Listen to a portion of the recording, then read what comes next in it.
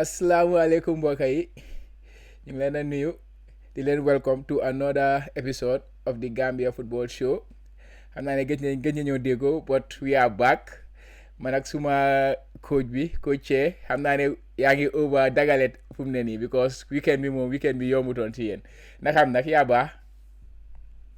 jërëjëf Thiama jërëjëf waaw di nuyuwaat rek suñu audience yi di leen asalaamaaleykum di jégal wala comme ni ko Thiama waxee rek fan yëpp ñu ngi loosoon xam nga rek because of man maa ko waral nag because of maa ngi bisoon si awards night bi noonu but we are back again alhamdulillah Thiama. Yeah. We are good to go. We are good to go, guys. Again, ñu ngi door. This is the Jollof Football Bantaba YouTube channel. If you are new around, please consider subscribing to our channel. And if you like what we do, please hit that like button. And also hit that notification bell to make sure that anything that we upload relating to Gambian football or football in general, if you are interested in other aspects of football like fantasy football, we do a lot of things on this channel. So if you like whatever we do, please consider hitting that subscribe button and then don't forget the notification bell.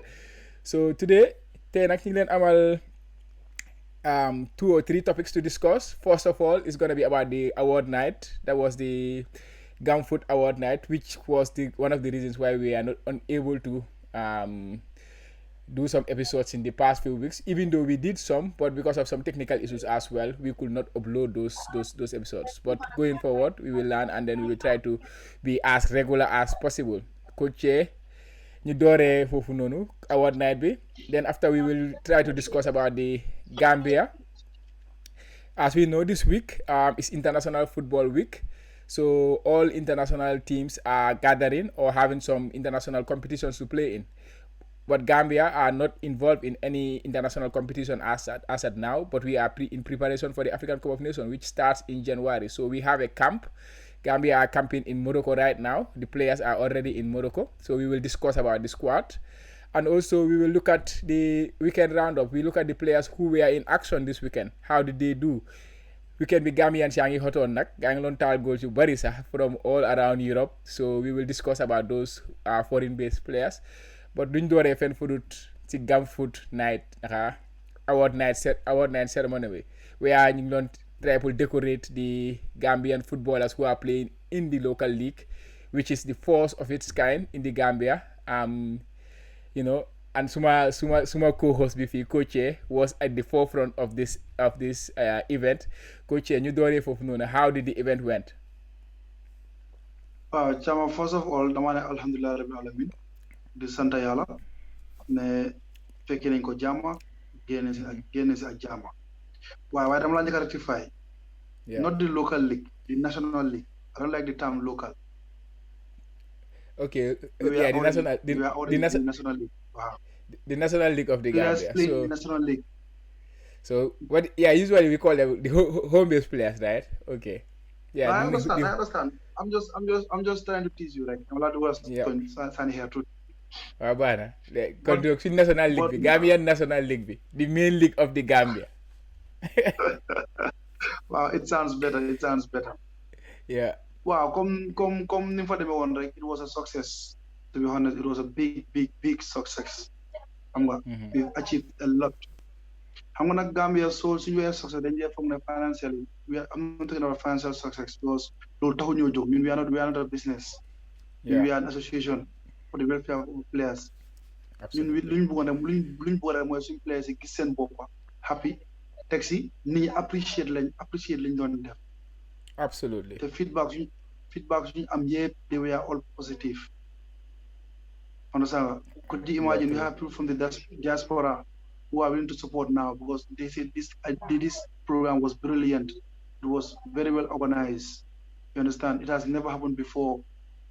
Chama, even there are some agents that are calling me. I have to register with you. Some agents are calling me about information about some of the players that won this award, and they also want to work with us to be giving them that's brilliant. And list of players, good players playing the league. Okay. So basically, li lañ bëggoon li moo suñu aim pour suñu players yi ñu recognize all over the world. Yeah, recognition. It Yeah. was the key, and I think you guys did very well in achieving that. I know you guys gave a lot of awards, which involved the female league, first division, second division, the male league, first division, second division, and in each of these leagues, you gave like player of the season. Like I think the goal of the season was only in the first division because of the lack of coverage of the other divisions, and also you also recognize players from before, like the old, like former Gambian players, the legends, what they have achieved in Gambian football context. So can you just brief us about all the awards that we are given, because man su ma bëggee lim moom dafa xala lifin xam nga yow yaa nekk si biir. Wow, to cut it short, rek ñu summarize ko dañ am player of the season, young player of the season, a goal of the season for all 4 leagues, which are the first and second division, male and female. Yeah. To cut it short. Then you have the goal of the season, which was only male first division. Yeah. Okay. So Lola, those are the awards that we are giving to the players. Then you this award of appreciation and also lifetime achievement awards. Yeah. Award of appreciation was given to 2 of them was given to Momodu Sise Ziko and Daudaba. And was still guy players national league. Yeah. Understand? That's beautiful. So we showed our appreciation because they improved the league and they have like even live on a high. That motivate other players like them to come on board and also play in the league, because some play club and you are still active. Why not couldn't play league but and their presence in the league was very motivating to players. So the Aram values in the league. Yeah. Then last achievement boy, don't go Ibusila. We all know Ibusila, what he done for the country. Superstar. I watch him many times. Yeah. Exactly. Captain Adekabi, ku melni Seou Sarr Gaynde Park, moom biir ñoo bokkoon jamono, ku melni Mambara Tall joxe ko medal because of his services to the national team in the 50s and 40s, 50s and 60s. Xam nga jox nañ tamit Modou Ndiaye Sarr for being the record goal scorer in the first division. Xanaa ñoom ñëpp Sarr la ngay sant rek cëb rek. yaa ngi tooñ mu jox nañ ko award ak tamit Assane Cissé Torres for being the leading goal scorer in the national team, record goal scorer in the national team, also scoring the most important goal in the Gambian football history.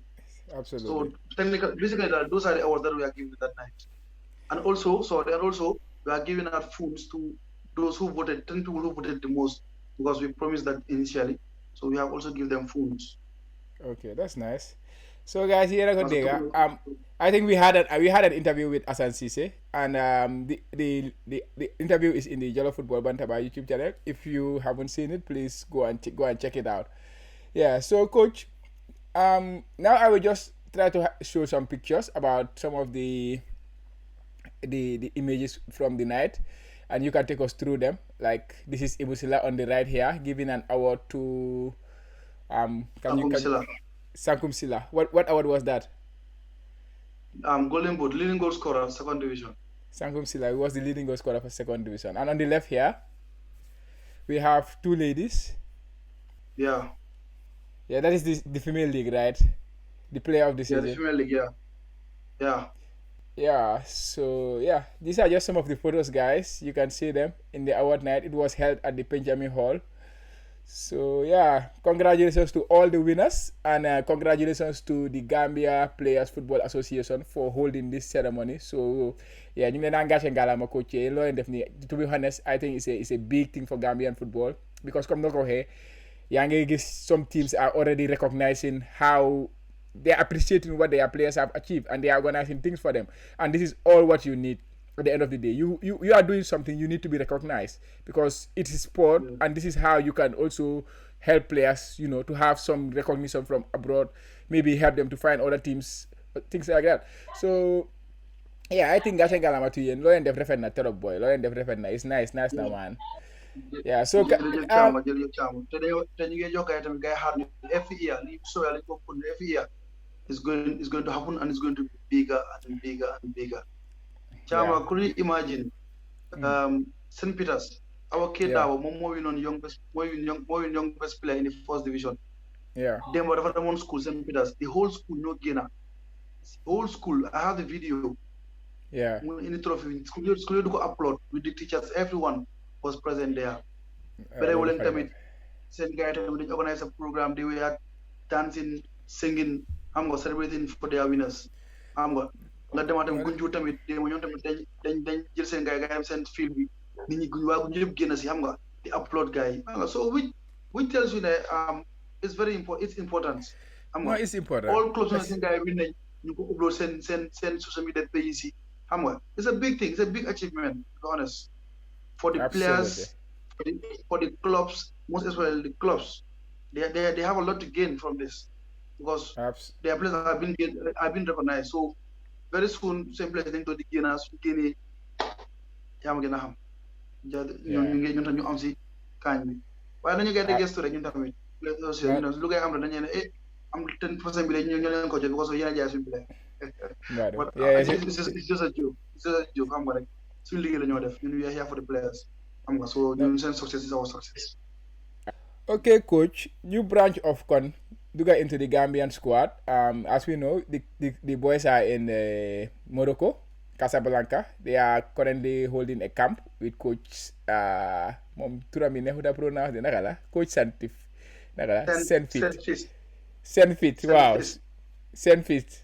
So they are Tom Senfit. So they are in Morocco and planning to have 3 friendly games against Moroccan team, the Chan team that is supposed to represent them in Chan, and South Sudan and Sierra Leone. So these are 3 teams. Of course, the Chan competition has not yet started, and the other team, Sierra Leone, they are in the African Cup of Nations, but they also are out of the World Cup qualifiers. And South Sudan, they are just not in any competition. So I think these are the teams that are available for the Gambia to play with. But first of all, let's look at the squad. Coach Bimigi name squad, Ambi. I will just go through the 26-man squad. So let me open the page, actually. Yeah, here is the squad. You have Babukar Gay, CS Sibi, Lamin Sarr, Leon Guara, Omar Koli, James Gomez, Yusufa Bob, Ibu Adams, Ablai Diallo, Musa Baro, Steve Tarawale, Suleiman Mare, Mohamed Badamosi, Modou Baro, Noah Sonko, Ibu Touré, Maudo Jaju, Serif Signan, Dauda Ngom, Ibrahima Dabo, Seri Janko, Ibrahima Sohna, Buba Job, Lamin Diallo, Hassan Cisse, and Dembo Dabo. Any surprises in the squad, coach? Wow, I'm not surprised his selection bi ñaar lay mëna wax. Mooy the inclusion of Janko Sedi. Yeah. Ak Sirif Signan. Yeah. Parce que man yaakaar naa di join Sirif dañ ko war a jël because he's competing in the highest level. We all saw him last year playing against Arsenal, Europa League. This year we played Europa League. Yeah.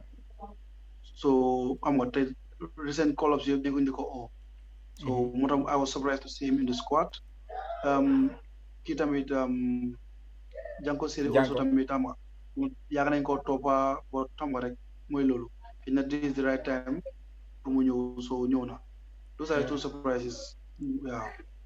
Yeah, Janko Siri mom he was a boy la mom. Mi ngi won Manchester United, right? So sen academy fofu la jëmé through.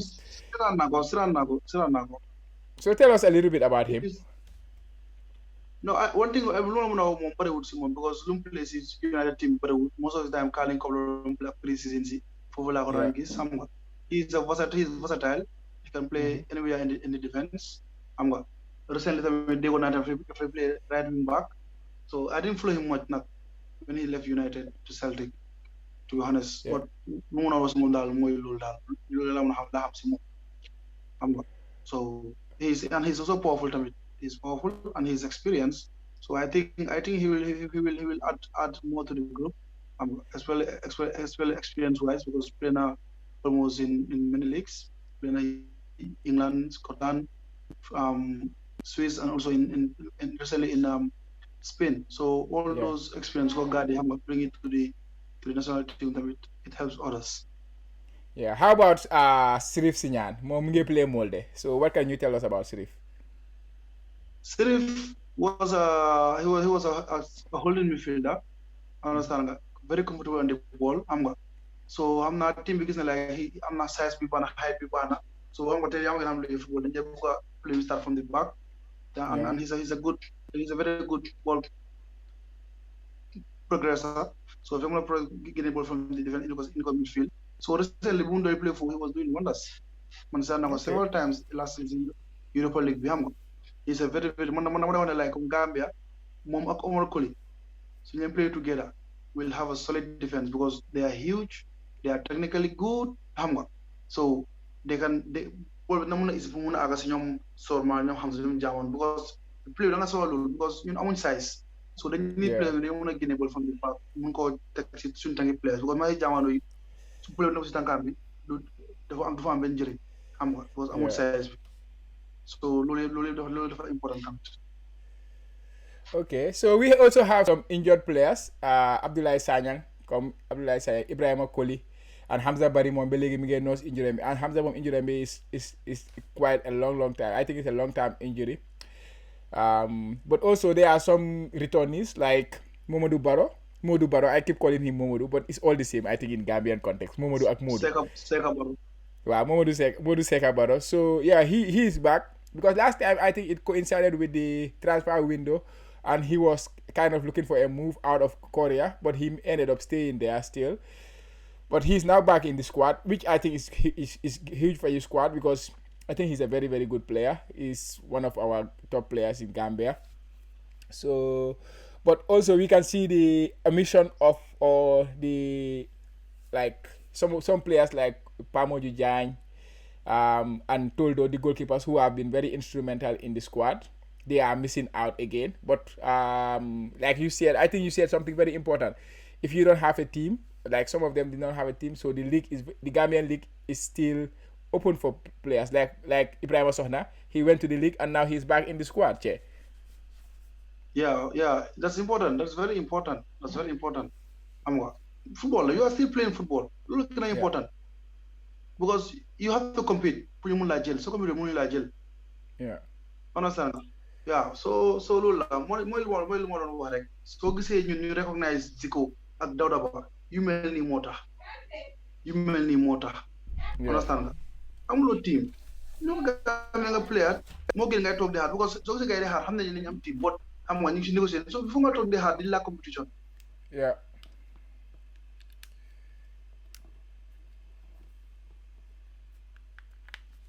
Really hell.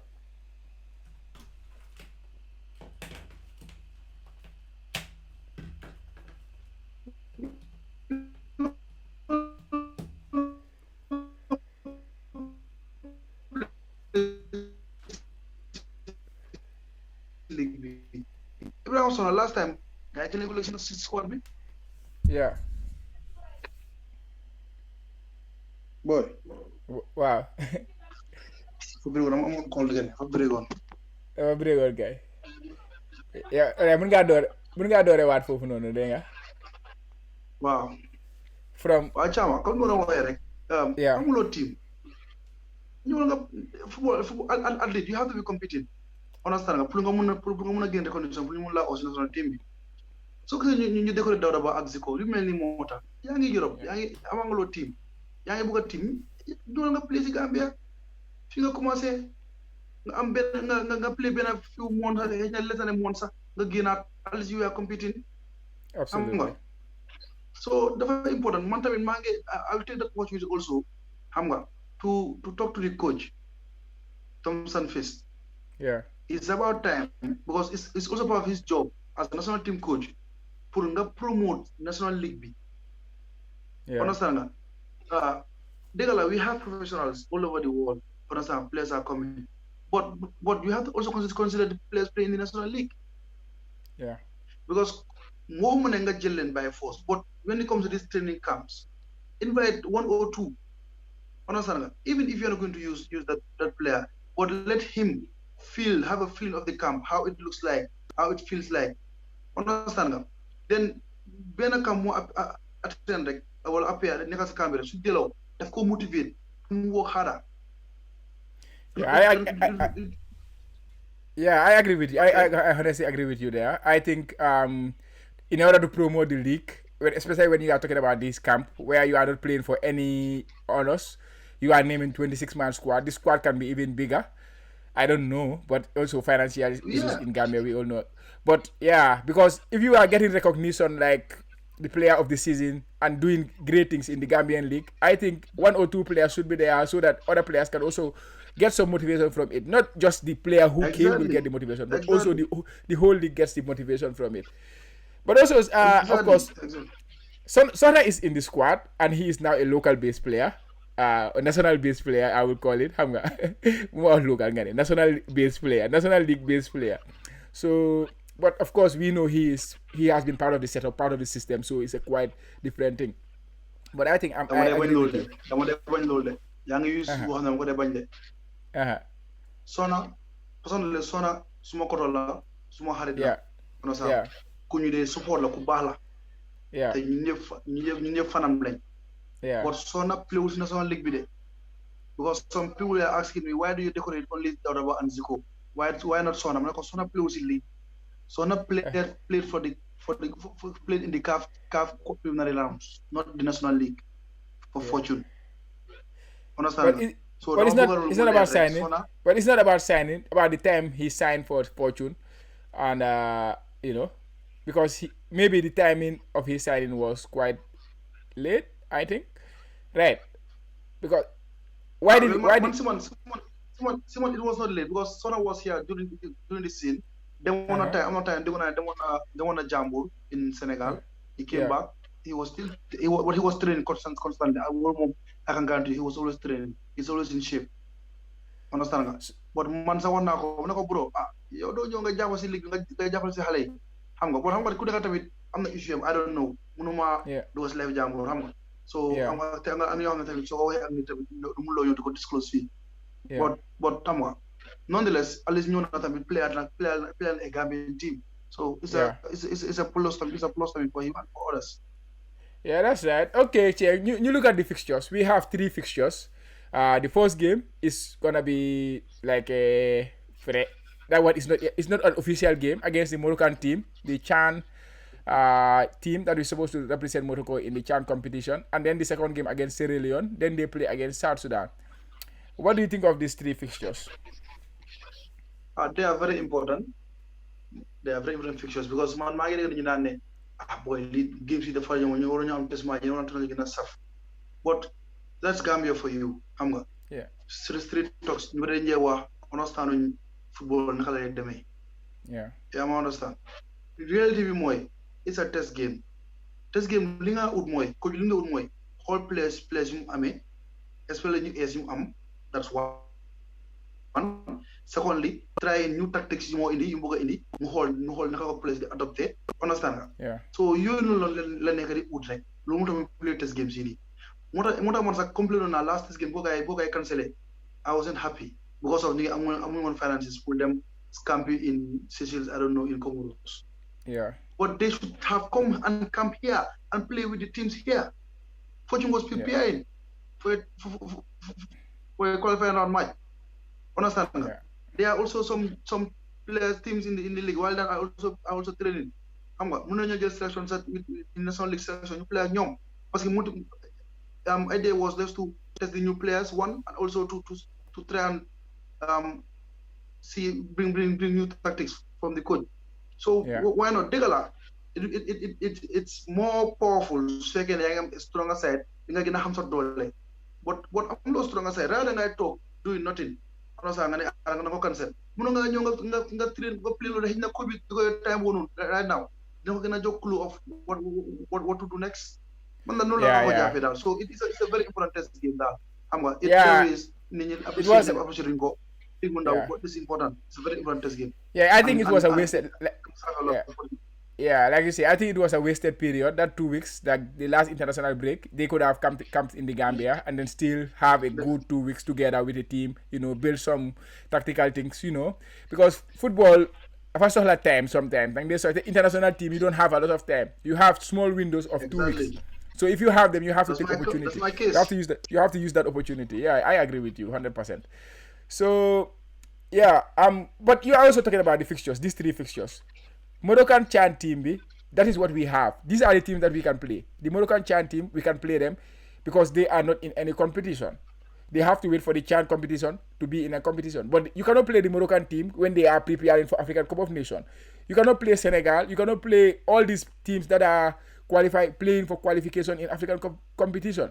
So the best we could have had was Sierra Leone. Sierra Leone is actually a better team than Gambia when it comes to FIFA ranking. They are in a higher rank than Gambia. And they are also going to the African Cup of Nations. And then you look at the teams that we are going to play in the African Cup of Nations, Mali and Mauritania.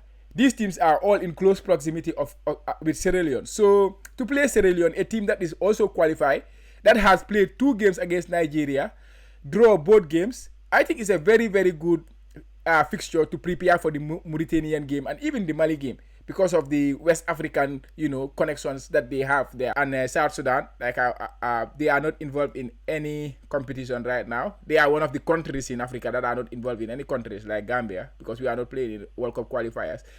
So I think this is the best we could have as fixtures, and then they have 3 fixtures to play, which is good enough to test a lot of players, especially considering they have a 26-man squad. And your boy, Dembo Dabo, hopefully he will make his debut finally. How has he been doing in the Belarusian league or lately? Chama for the past 2 weeks, most of them are active. See, footballers, I'll be lying to you because you're having fun. Yeah, you're fun, yeah. Just this program was Asan because of Monta, he was part of the award, so we are communicating constantly these past weeks. And they was a man called Tony. When I call boy, when you all begin to win our day, next thing I score 4. Yeah, yeah, I think that is a good way to segue into that. Then try to update on Gambian footballers who were in action this weekend, and we will start with your boy Asan Cisse. Yeah, like you say, he scored 4 goals, which was, and not just 4. He also made an assist. They won 6-2 against FC Sion. So he became the first ever player in the Zurich's history to score 4 goals for them in the Swiss league, boy. That's a record for him. Yeah. Asan, mandal lima war moy Asan ba nga delo njukal de. Ba nga delo njukal Gambia Football Association ci lo football bantaba. Yeah, xam nga. Parce que ñun dañ la décorer rek. Yalla décorer. Yeah. Jolo football nga set that record. But am nga we are happy mo tax ñuy waxe dañ contenté mo ñu team mo tax ñuy waxe am nga. Yo, you know that you can do more than this. Asan can do more than this. Absolutely. He's a typical number 9. Man hamna Asan bu baax. We played against each other. I'll take this opportunity to learn something. Yeah. But dañu ma day wone 2008 qualifying rounds bi nga daje jëm Sénégal. Asan yo la score goal bu sori bu ma Asan score ma. Because throw bi dina ñoom la woon. Si throw bi da taxaw ci wala sende rek 200 kick. Mu duga wal ñu dañ foog ne mu maron play pause. Du man de modul time ma won ci bench bi as a striker time ma play ci biir. So pour muy te yaa ngi nga bané sa roy. Waaw da yow xam nga fu ma waxee tay duga rek la jëm rek lay def. So pour nit ñi xam lolu Asan du man la score. I was on the bench that game as a striker, not the goalkeeper. Wow. Mbade. Chama kontaan nañ trop na dëgg Asan kontaan nañ trop xam nga ak yeneen gam yi score nañ xam nga su mel ni wax nga ko ñoom la xabaro gis nañu score am na ñaari assist tamit and he scored a wonderful we will move to them. Yeah, okay. Nice. And also Asan, before we move to Laka, currently he is on 7 goals in the Swiss league and he has 2 goals in the cup, so he's currently on 9 goals and 9 goals and he has 4 assists in the league and 1 assist in the cup. 9 goals, 5 assists. In the league, he is second leading goal scorer and also second top assist maker. So, as a striker, to be creative and to be scoring goals in the same way. I think that is a huge progress.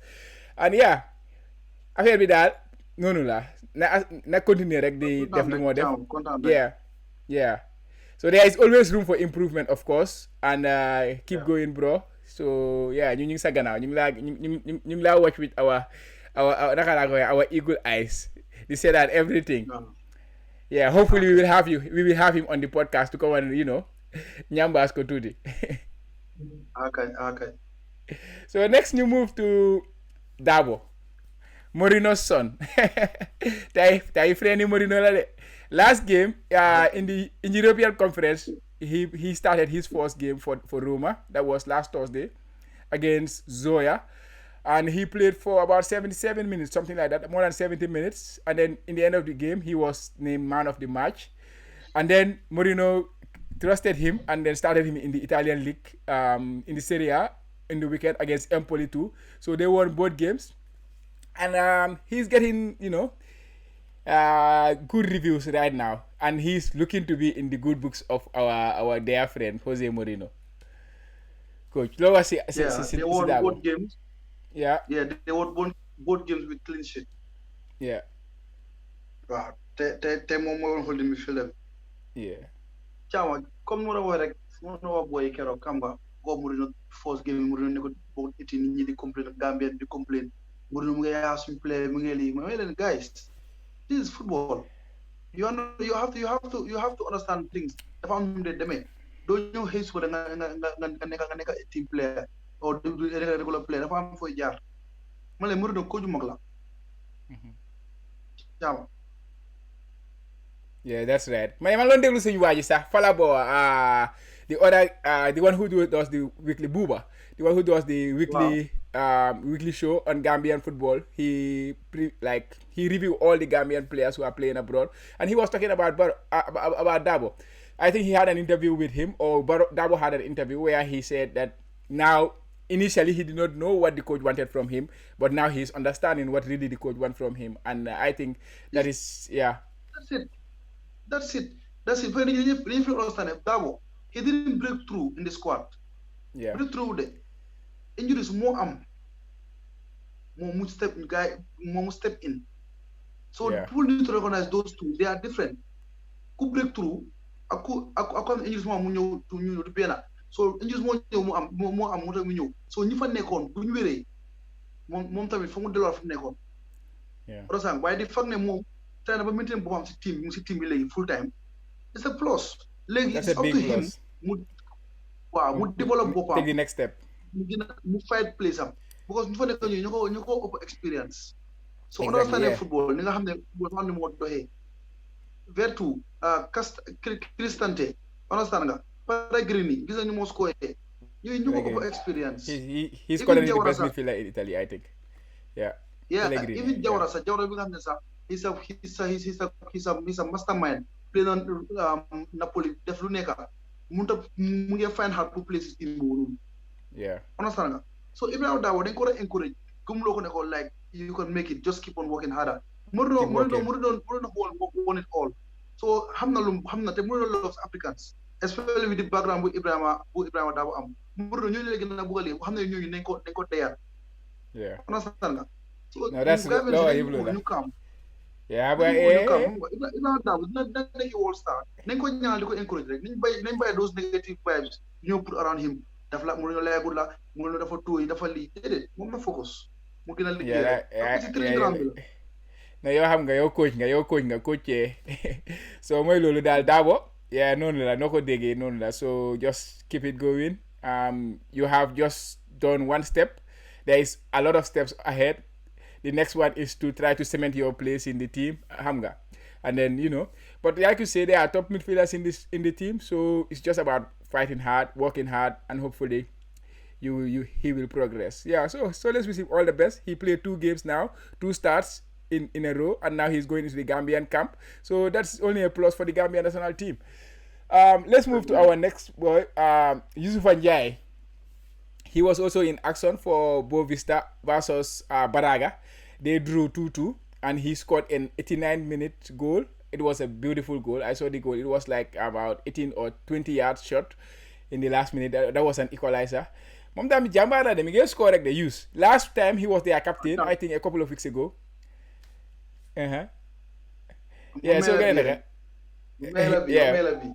God fetela bi man fetela boobu laa xamul fu mu ko jëlee kan la moo fetel noonu man daal def naa ko waaw baax na daal use moom man dama ko seetaan mi ngi nekk xale mu ngi play wala sana use dama ko seetaan mi ngi xale mu ngi play am nga woon naa ko si benn show use mooy de first play moom sa seetaan mi ngi play mu half time jot ma dama si moom mi ko $25 xëy na moom du ko mën a remember but man maa ngi fa woon that was in 2006 2007 understand nga junior nawetaan Banjul so use moom man expect na mu passé fii because talent mu nekk si moom bro use moom xale kenn daa ko fóot Banjul tey moom Gambia sax no star dama dee follow dama dee gis im nekka def mi ngi def toj biir Boa Vista last time gars yi ko recognize ba jox ko captain xam nga right now he's a very like big player la si team bi tay daal so ko seetee but yeah you move next to Jamano also they had a game and they won 5-1 and he scored a headed goal. Jamano is not the biggest player but you know I don't know naka la jombe si guy be mun a taal header boobu noonu they won 5-1 this weekend. waaw Chama yaa ngi wax Jamano may smile xam nga évidemment nga yow ne sa star bi kii Assane Seye sa star bi nii ñu suma star lañ but man personally man Thierno Badji man Jamano mooy suma star Ablaye Diallo mooy suma star man Ablaye Diallo waaw man mooy suma star waaw no jàmbaar la because he good ball progress la maa ngi ko remember time under 20 bu ma captain under 20 bi si mu ngi tuuti ba xam nga waaye su téye bool bi no gesta la non Jamano man dama bëgg Jamano boobu la ay no naka brodaam bi Meles moom nekkatu di play non Meles xamoo fu mu nekk nag gars yi mu ngi yaakaar tamit ku fi nekk play nag ndoo mun a play mi ngi bii Milan ok Rakam is a very good player too but Jamano moom mooy loolu xam nga moom tamit kontaan nañ trop bi ngi si sax bi góolam bi xam nga xëy moom Chama it's not about being tall or being short mais bu ñu doon ko si Champions League final bi dafa jóg sori mu ko 2009 so nan fekk si position bi rek nga def ko positioning la okay next you move to Laka Baro ma weekend bi Bologna ñëw ak lan la woon Lazio right so they won it was a big game Lazio gaa ngi téye ban team la gaa téye dóor yu métti Roma last couple of weeks Mourinho ak Dabo mu ngi leen téye Lazio dóor last week ba Mourinho di complain am yu métti yooyu noonu xam nga but Baro was on top form they won 3-0 he scored 1 made 2 assists what did you make of his performance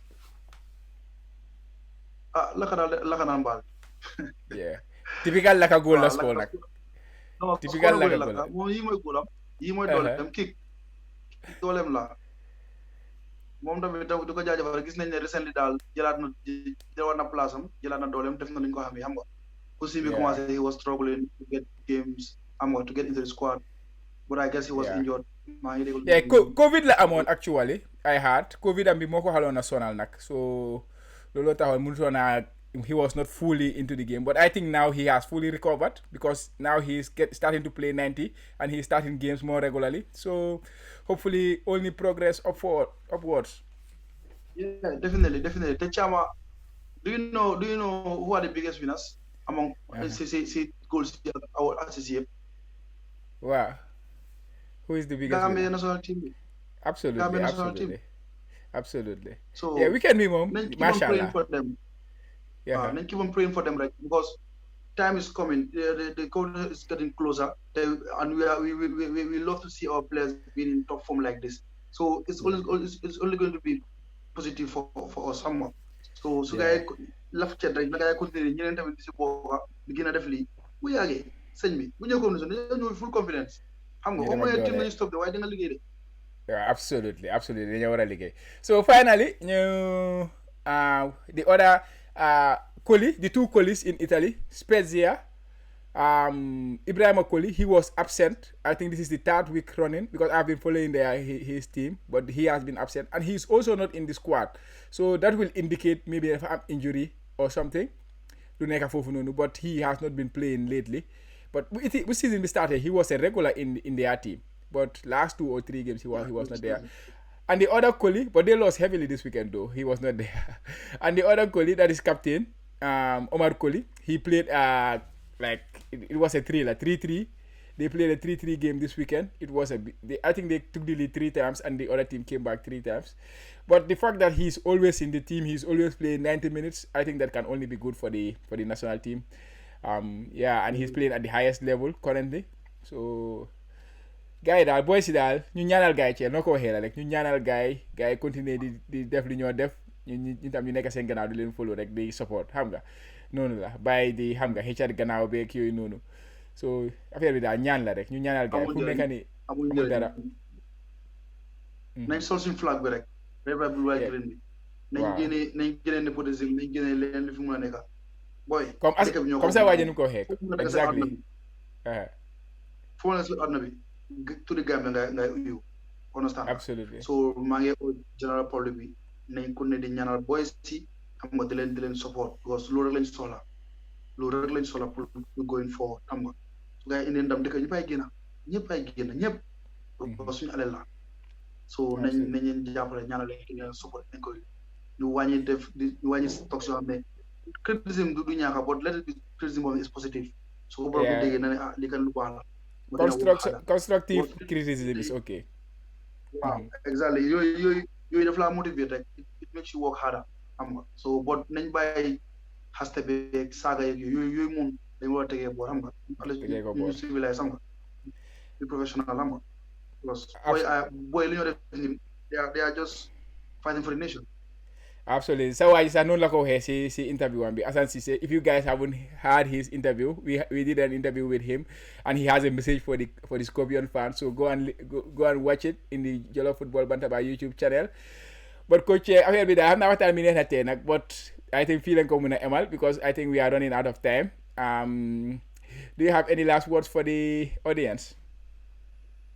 waaw comme ni ko waxee what bi àgg na si ndong li fi nekk ni daanaka jeex na comme caaw man ma ko defee lay waxaate gars rek li seen show la show yi Gambia la yi lañu mën a promote ñu mën a international level mooy ñu gën a mën a jox news yi nga gën a soxla xam nga gën a support tamit Gambian sport du ko waxoon naa leen ko last time bi Jollof Football Bantaba the Gambia Football Show ñoo jënda lifetime achievement trophies yi yuñ jiyee keroog si event ono sanga so ñun nekkuñ ne dañ fi nekk rek di defal videos ak di upload videos dañ fi nekk rek pour dimbale réew mi jàppale xale yi jàppale ñu si football so ñun tamit suñu loxo ak suñu mun ñu ko def si football Gambia.